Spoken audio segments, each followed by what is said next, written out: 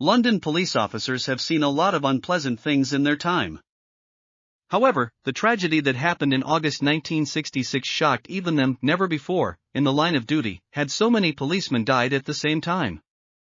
Someone might assume that this incident took place somewhere in the East End, and they would be wrong. The tragedy happened in North London, which had rarely made it into crime reports before. The East Exton area where it all happened is located just a few kilometers from Wembley Stadium, the same one where, shortly before the events described, on July 31, the England team became world champions for the first and, so far, last time.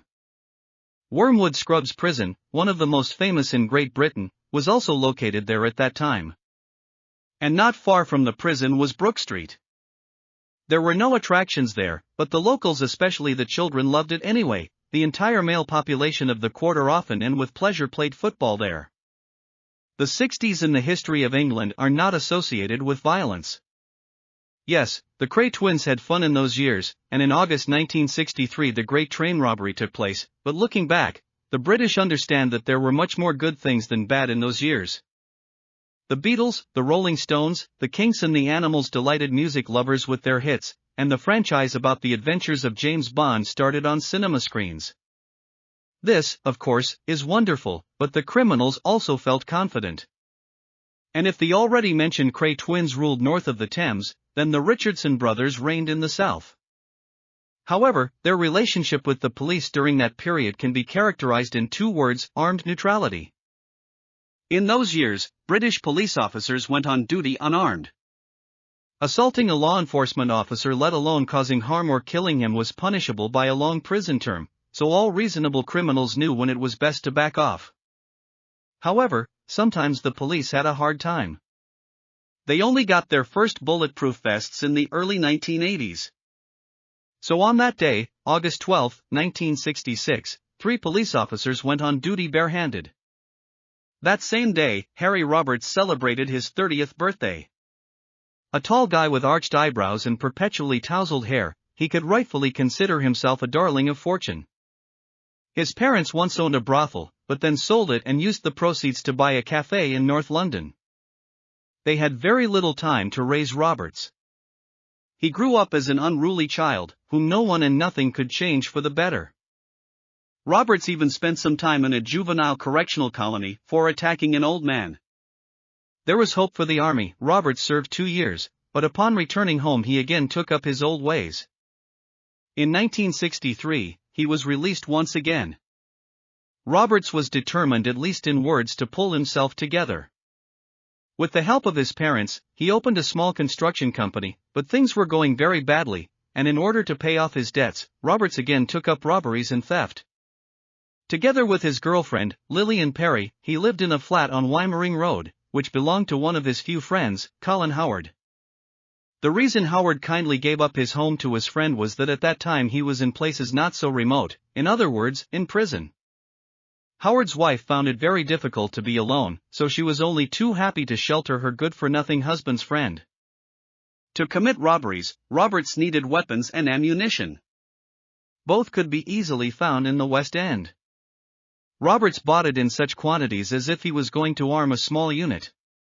So, in 1965, he bought 3 pistols and cartridges for £90. This was at a time when a monthly salary of £25 was considered very good.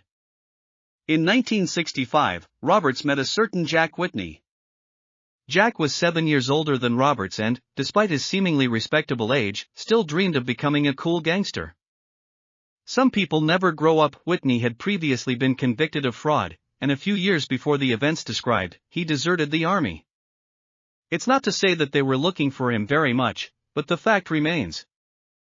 Roberts later claimed that Whitney was the leader in their tandem. Allegedly, he was the one who came up with the insidious plans for robberies, assaults, and other crimes. This is not true. Roberts was much smarter and more dangerous than his companion. Despite his young age, he even managed to visit several hotspots, for example, Malaya. The owner of the apartment introduced Roberts to the third participant in those events. He was John Duddy, a loser, constantly in need of money and always broke.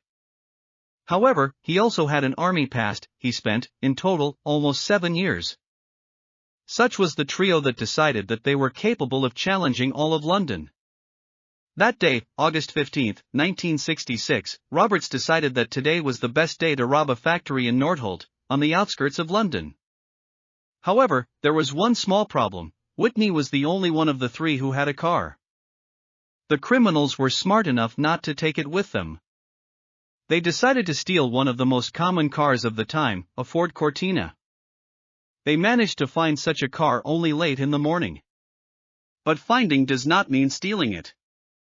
For some time they tried to start this particular car, but when they failed, the trio went to lunch.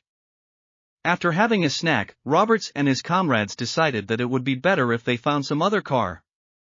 In order not to expose Whitney's car, Robertson even generously rented license plates, which he was going to install on the stolen car.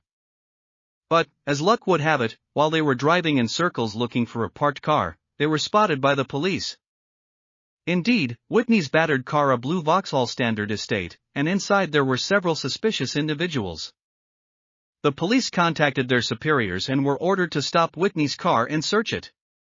Actually, the police could have ignored the three. They had a completely different assignment that day: to escort a police detective to the local court, help him carry out several boxes of evidence, and then bring him back. They would not have paid attention to one man in the car, nor to two, but the three looked strange. Constables Wombwell and Head stopped Whitney's car. They made sure he had documents, but when they asked to open the back of the car, where a bag was visible, the people in the car panicked. They started shouting at the police that there were only dirty clothes and towels in there, nothing more. The officers realized that something was wrong and demanded that they finally open the damn bag. At some point, Roberts couldn't take it anymore and pulled a Luger pistol from his bosom, shooting one of the constables. In the shootout that followed, more like a shooting, all the police officers died. The only one of the three who didn't participate in the murder of the three constables was the owner of the car. The scene was witnessed by children playing football nearby. One of them, 9-year-old James Newman, became a national star in the coming days, giving interviews to sensation-hungry journalists. As the child later recalled, at first it seemed to him that a movie was being filmed. However, life is not a movie. Soon the police came to the garage where Whitney left his car after the incident. The owner of the garage identified the man, after which Whitney was arrested.